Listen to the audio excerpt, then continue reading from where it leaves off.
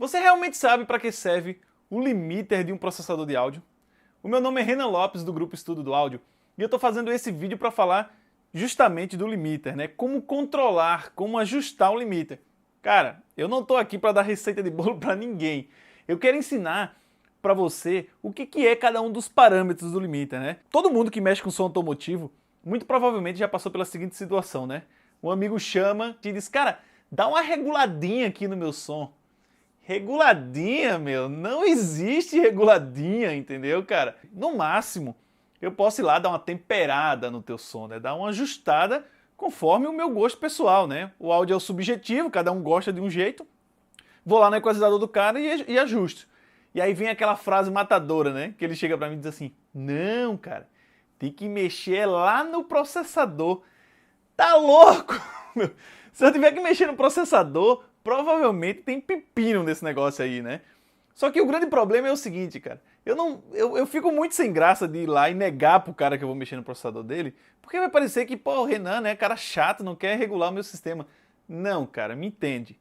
É que se eu for mexer no teu processador e tiver uma caca, eu vou ter que arrumar. E aí eu vou ter que passar o dia inteiro, se foi o meu dia, mexendo no teu processador. E se eu for dizer pra ti, cara, beleza, eu vou mexer no teu processador, eu vou ficar um tempo aqui mexendo nele, só que vai ter um custo, né? Estamos falando de trabalho, eu tô trabalhando. Aí tu vai dizer, porra, não é sacana, né, meu? Tá me cobrando pra dar uma reguladinha. Cara, valoriza um profissional, né? Se tu tem aí, tem um lojista, alguém que vai fazer um serviço no teu carro, é um profissional, ele tá trabalhando, mesmo aquela reguladinha é o trabalho dele. Mas por que eu tô falando isso pra ti? Em algumas dessas reguladinhas, eu fui mexer em alguns processadores de áudio e percebi que muitos processadores, né, no mercado automotivo principalmente, eles estão se comportando basicamente como um crossover e um equalizador. Alguns ainda usam como equalizador. A grande maioria, infelizmente, está usando esse equipamento apenas como um crossover. Cara, vocês têm uma ferramenta fantástica na mão. Uma baita ferramenta na mão. Eu vejo muitos limiters desligados. O limiter vai proteger o teu sistema, vai proteger o teu alto-falante. Porém, antes de eu falar de limiter, eu tenho que fazer com que você entenda um pouco sobre a música, né? Como é que ela é, entendeu? Existe uma coisa que é o seguinte, ó, a música, ela tem um valor médio, tá? Que é aquilo que está tocando numa forma geral, e ela tem o valor dinâmico, tá? Ou seja, que é o fator de crista. Algumas pessoas conhecem como o pico máximo. Por exemplo, ó, ali no meu computador está tocando uma música.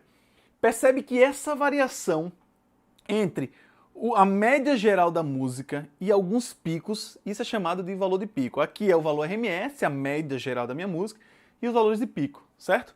Se estivermos falando de um forró, por exemplo, né, em que tem a banda percutindo ali, e porventura tem algumas notas mais graves que elevam o pico, tem um vocalista que grita, fala Riquelme, ali, dá uma dinâmica muito grande. Esse valor médio entre o valor dinâmico, né, é o tal do fator de pico, tá? É o pico da música e o valor médio dessa música. Por exemplo, um forró. Um forró tem valores dinâmicos, né, valor de pico, que podem variar aí de 10, 12, 15 dB.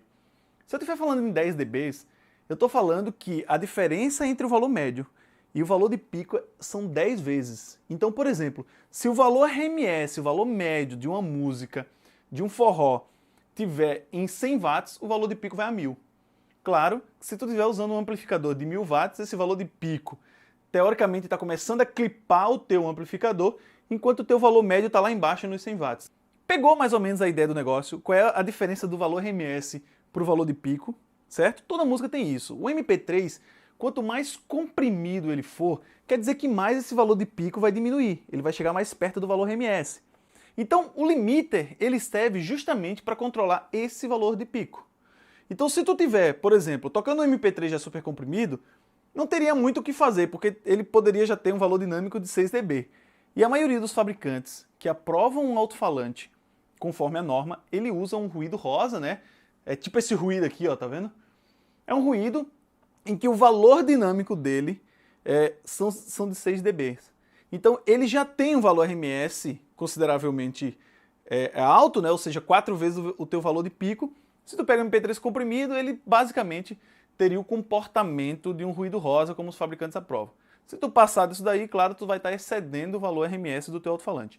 Agora se tu pega um forró, mais uma vez voltando ao nosso exemplo, em que o valor dinâmico dele é diferente do teu valor de pico, quer dizer que boa parte da componente da música está aqui embaixo e as dinâmicas estão aqui em cima. O limiter te ajuda a achatar esse negócio, trazer um pouco desse valor de pico e deixar o valor RMS subir. Sendo assim, tu não clipa tão cedo o teu amplificador e traz o teu valor RMS um pouco mais acima. Claro que tu tem que ter o controle nisso daqui para tu acabar não danificando o teu falante, certo? Então, claro que é legal tu ter um valor dinâmico grande porque a música fica mais natural, ela soa com mais naturalidade quando ela tem esses valores dinâmicos grandes, tá ok? Agora vamos lá. Como é que o limiter funciona? Ele funciona basicamente com 3 parâmetros, tá? Existem outros parâmetros. No áudio profissional, existem processadores que têm diversos parâmetros, tá? Mas basicamente vamos falar de 3, que é o threshold, o ataque e o release. Qual é a diferença desses 3 parâmetros, tá? O threshold, ele é basicamente a janela de visualização do sinal. Por exemplo, ó, aqui na tela, se eu tiver com o meu valor médio aqui e o meu valor de pico tentando chegar na potência máxima, que é aqui no máximo do meu vídeo, por exemplo, essa música ela vai ficar tentando sempre tocar ali no máximo, tá ok? O threshold é a janela que eu enxergo esse sinal. É a janela que o sistema enxerga. Então, se ele estiver em 0, né, geralmente o threshold ele pode ser marcado de 0 até menos 24, a maioria dos processadores estão nisso aí. Se ele estiver em 0, beleza, ele não está vendo absolutamente nada do meu sinal. À medida que eu vou aumentando isso, ele começa a enxergar o meu sinal numa janela de visualização. Menos 24 dB ele está enxergando muita coisa. A partir do momento que ele está enxergando muita coisa, quando o meu sinal começa a aparecer, ele já pode tomar uma ação. O limiter já toma uma ação. Quais são as ações que ele pode ter? O ataque, dele segurar esse sinal, e o release, dele liberar esse sinal. Agora vamos lá, para ficar mais fácil de você entender, porque eu imagino que assim não está tão simples. Imagina que eu estou com uma bola de basquete e eu estou quicando essa bola de basquete. É basicamente como a música, eu tenho um valor médio e tenho meus valores de pico. É eu quicando essa bola de basquete. Agora eu peguei essa bola e eu coloquei vamos supor que eu coloquei uma corda nela, tá ok? Então eu joguei essa bola, quando essa bola está subindo, eu seguro na minha corda. Isso é o meu ataque. Eu segurando para não deixar a minha bola subir. O meu release, eu solto essa bola e aí libero ela, tá ok? Então pensa assim, ó. Se o sinal os sinais de pico é essa bola que eu estou segurando. E a minha janela de visualização ela está no menos 24 dB, ou seja, é toda a tela aqui desse vídeo que você está vendo. À medida que eu estou quicando com essa bola aqui, quando eu der um pouquinho mais de força, ela vai começar a aparecer aqui no vídeo, certo? Isso é o threshold, é a visualização do meu sinal.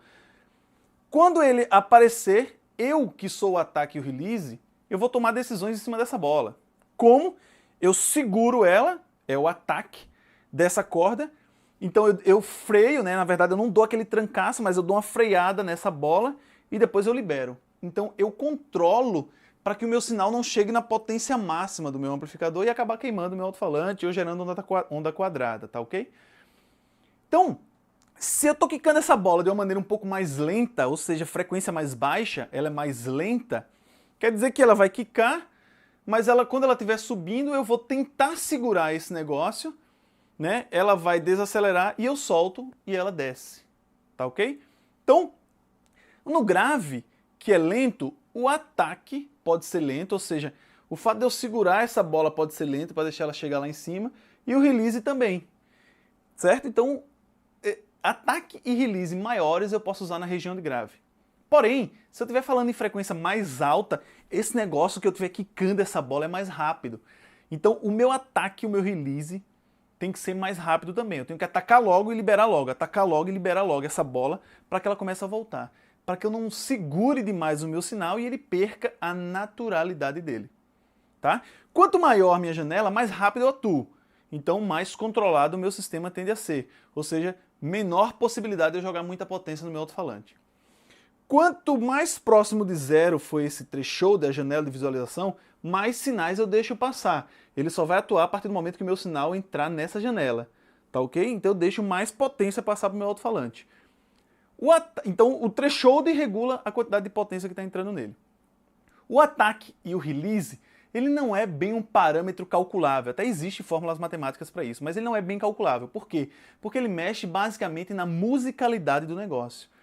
Ou seja, se ele estiver atacando e liberando muito um grave, o grave perde aquela retumbância que algumas pessoas gostam. Ele fica tão seguro que perde a musicalidade. Então, a relação entre ataque e release serve para tu configurar a naturalidade da tua música. Existe uma relação entre você manter algo em torno de 16 vezes. Por exemplo, se o teu ataque estiver em 10, o release estaria em 160, certo? Uma relação entre 16 vezes entre o ataque e o release. Não é bem uma regra, mas funciona muito bem. Então, ele serve basicamente para você controlar essa musicalidade, se ele vai segurar muito ou pouco, tá ok? O ataque e o release. O threshold não, é que delimita o tamanho da tua potência. Isso é legal você poder estar experimentando, né? O que é que eu sugiro? Coloca um certo threshold no teu limiter, né? Deixa ele consideravelmente grande e vai mexendo em ataque e release e observar, né? Ouvir tão quanto muda a sonoridade do teu sistema. Então, o ataque e o release mexe na sonoridade, tá ok? O assunto parece consideravelmente complexo, mas é legal que você entenda o que são esses 3 parâmetros, porque entendendo fica mais fácil de você poder gerenciá-lo. Então não precisa dar uma receita de bolo pronta, porque você sabe como é que funciona o negócio, então você mesmo já define como é que você vai regular isso tudo, tá ok? Vou encerrando por aqui para que esse vídeo não fique muito longo, né? Eu percebi que eu gosto de falar bastante, mas deixa eu te pedir, se inscreve no meu canal, né? Curte a minha página lá, vamos batendo um papo, porque o meu intuito é toda quinta-feira colocar um vídeo novo com alguma dica, algum comentário, algo falando sobre o estudo do áudio aí, para que eu possa implementar cada vez mais os teus estudos. Certo? O link vai estar aqui embaixo então para você curtir lá a minha página no Facebook. Se inscreve aqui no meu canal, me ajuda, né? Comenta aqui os assuntos novos que você quer ver aí, para a gente poder dar continuidade nesse projeto, certo? Grande abraço e até depois!